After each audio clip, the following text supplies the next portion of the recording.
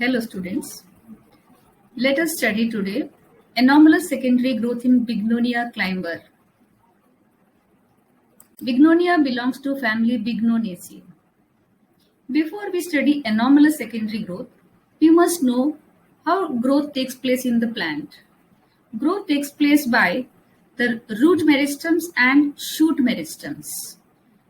And when the plant grows in girth, it takes place through vascular cambium and cork cambium.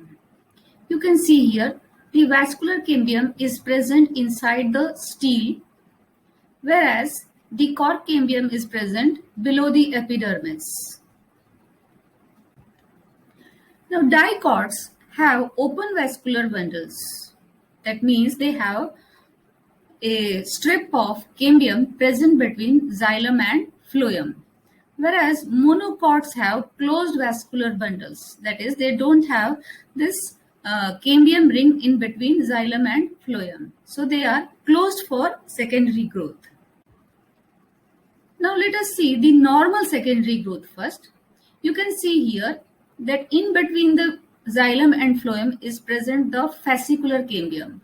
So this fascicular cambium joins with the interfascicular cambium and forms a complete ring. This complete ring of cambium is called as vascular cambium. It starts producing secondary xylem towards inner side and secondary phloem towards outer side. And the cork cambium is formed later below the epidermis, which forms the periderm. Always more secondary xylem is produced compared to phloem. Now, what is anomalous secondary growth? When the pattern of secondary thickening shows deviation from the normal type, that is called as anomalous or abnormal secondary growth. It can be of two types, adaptive and non-adaptive. That means when the plant has to adapt, it is called adaptive. Otherwise, sometimes it may be non-adaptive also. Now, what are the reasons for anomalous secondary growth? They can be abnormal origin of cambium, like in monocots or some other plants also, or abnormal activity of cambium, or abnormal origin as well as abnormal activity. Now here you can see the transverse section of Bignonia stem. Now the type of anomalous secondary growth in Bignonia is adaptive, because it is a climber. It has to adapt to its habit. Origin of cambium is normal because it is a dicot.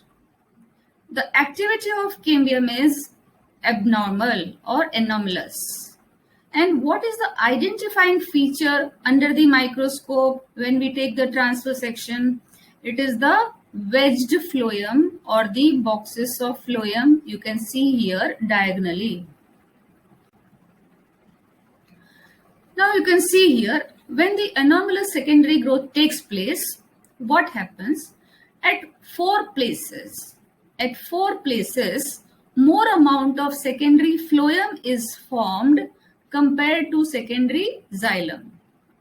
Now this is a double stained section of Bignonia, where the green color is taken by the phloem and pink color by the xylem. So you can see here at four places, the boxes of phloem, they intrude the secondary xylem. Also you can see in the secondary phloem, there are sclerotic patches or sclerenchymatous patches. And the pericycle, which does not have the function of formation of lateral roots in the case of stem, it becomes sclerenchymatous and it performs the function of providing strength to the climber. Thus, the origin of the cambium is normal, but its activity is abnormal and adaptive type. The wedges of the phloem are an adaptation to the climbers, as they behave like shock absorbers and provide mechanical strength to the plant. Thank you.